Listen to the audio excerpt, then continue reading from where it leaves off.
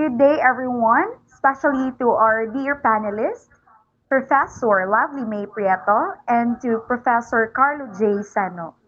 So we are from the group Z3114 from Department of Education, major in Social Studies. So before anything else, I would like to introduce myself. My name is Queenie C. Valencia, together with my group mates, Miss Ashley Peralta and also Miss Excell Abellanida. So today we are going to present our outline presentation and our study is entitled COVID-19 Pandemic, the Ups and Downs of Financial Stability of Breadwinners under the First Quarter of the Pandemic. So we the researchers think that there's a need to study about the financial stability of the tricycle drivers, particularly those who are the family's breadwinners. Financial stability is critical because it shows a sound financial system, which is vital since it encourages trust in the system and prevents destabilizing events such as bank runs. So through this study, we are able to give some suggestions and methods for resolving such issues as a result of our research. When the coronavirus first appears, all of the world's countries are forced to confront the catastrophic consequences public health crisis. A substantial effect it had on everyone's lives, including their livelihoods, vocations, and other necessities for survival due to the pandemic.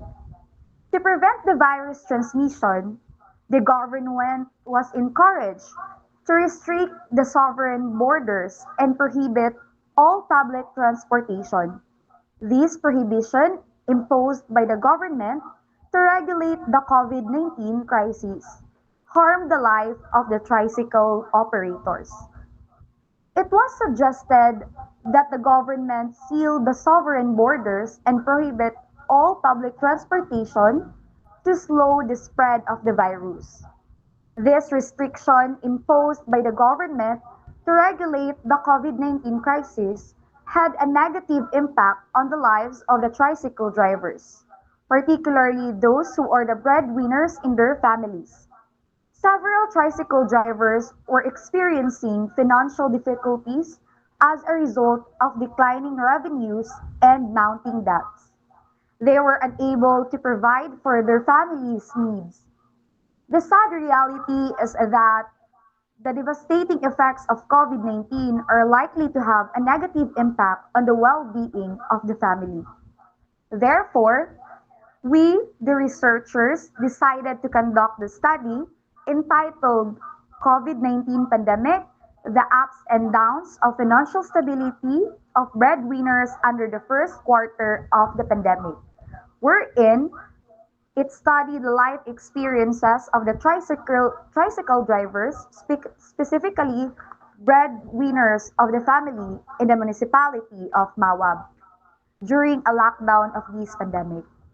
Thus, this is not only focusing on the negative stories shared by our participants, but also to point how beautiful it is to hope that until the end of the world, there is still reason to be optimistic. While your anxious brain tries to keep your attention focused on the worst case scenarios, you can still find hope during the pandemic, even though your anxiety is draining your day of positivity and energy. The skills you learn to manage your self confidence in the face of a crisis and to build emotional stability to deal with instability can be applied in a variety of situations. For this to happen, you will need to make a conscious effort on your part. The virus related lockdowns have slowed the job market in the national setting, compounding COVID 19's impact on poverty in the Philippines. The Philippines' unemployment rate was around 5% before the epidemic, but has risen due to lockdown measures. The COVID-19 epidemic increased unemployment to 17.6% in April 2020. According to the Philippine Statistics Authority, this number is likely to rise as lockdown measures are maintained, leading to increased poverty and hunger. Poverty has been increased due to rising unemployment, with estimates of over 3 million Filipinos living in poverty by 2020. While COVID-19 has temporarily increased poverty in the Philippines, the right policies and gradual removal of lockdown measures as rates and vaccines rise could alleviate it, which is cited by Pinamang in 2021. While on the local setting, the year 2020, Mariano mentioned that poverty and hunger are likely to increase as lockdown measures are maintained, especially in the burden bearer in the family who acts as the agent in providing the needs and necessities just to overcome the impacts of this pandemic. Imagine having a single penny allocated for the family, and with so many restrictions implemented by the government, the cash you have isn't enough to feed in the hunger stomach.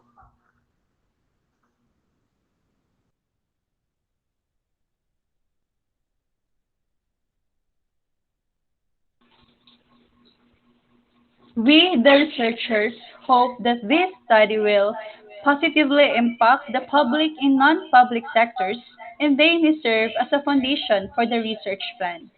Help the University of Mindanao, where they believe it will better understand the ramifications confronted by the breadwinners during the pandemic.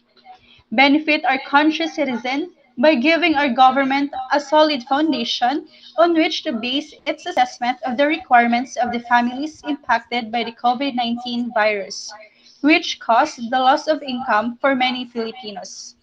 Benefit people from diverse societies who are also afflicted by this pandemic.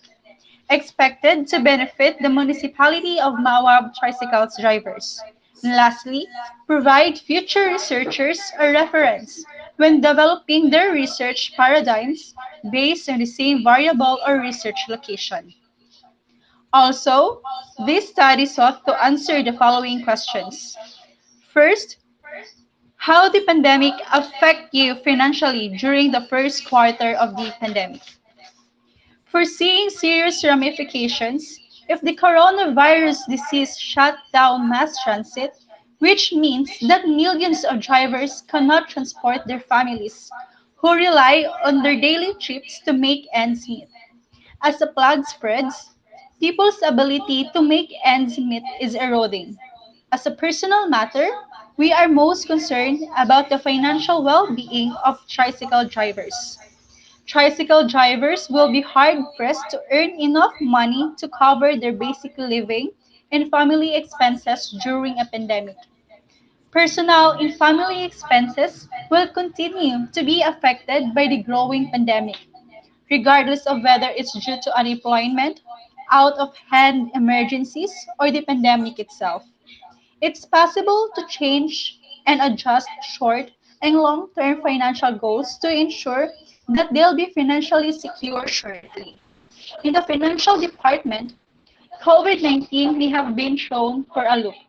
Thus, this is why we included how pandemic affects the tricycle drivers financially. Second, how the local government addressed the situation during the first quarter of pandemic. The coronavirus and current pandemic affect everyone, regardless of your social status. Assuming everyone should strictly follow government rules that manage it is inconsiderate and lacks thoughtful considerations. Government responses that lessen the impact of health crisis change people's lives, but they affect people differently. Current quarantine is a big help in flattening the curve, but it only benefits those with stable jobs and income. Poor ones struggle to survive. Many tricycle drivers are begging on the side of the road, pleading with the government for a small amount of assistance, in hoping to be allowed to drive once more. As a result, We included the MAOAB government response to the pandemic's first quarter in our study. There are ways to implement a transparent and efficient treatment of all tricycle drivers are needed. With this, we are sure that the result will be used as a factual basis to understand better the government's expected meanings. Or where your coping mechanism to be able to people frequently employ coping mechanism in the with painful or difficult emotions. In adjusting to stressful events, emotional well-being. Thus, we respond to surpass the ups and downs experienced during the first quarter of the pandemic.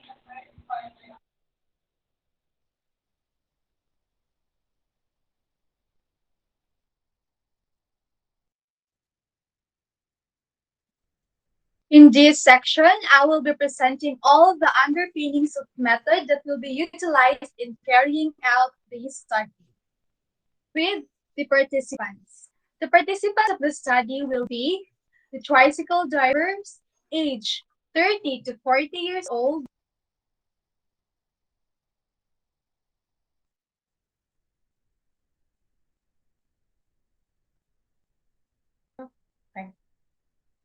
Age 30 to 40 years old who are breadwinners in their respective families and a bona fide resident of Municipality of Mawab, Davao de Oro.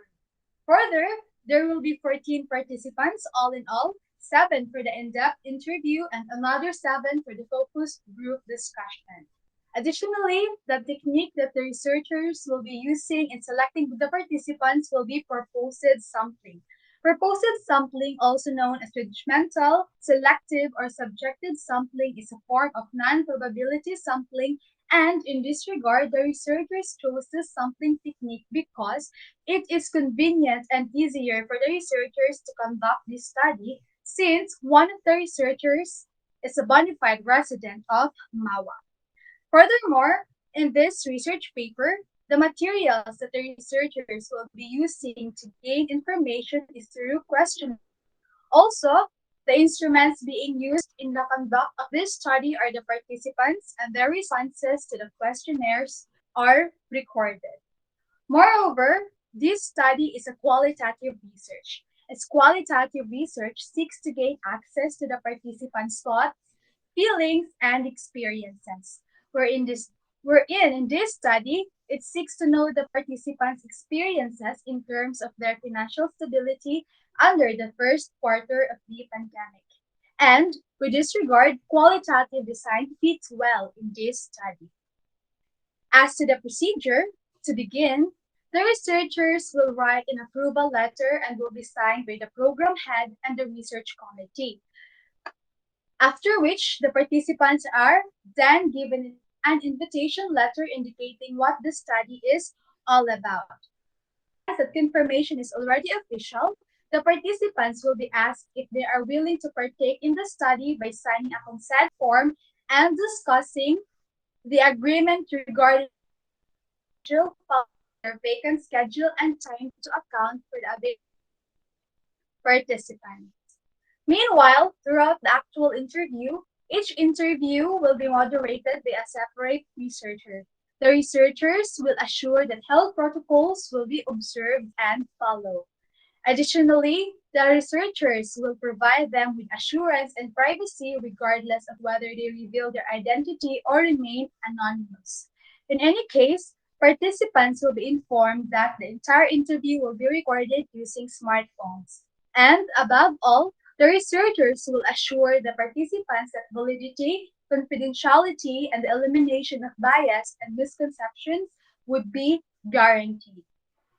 As for the data collection tools are concerned, the researchers will incorporate the use of in-depth interview and focus group discussion.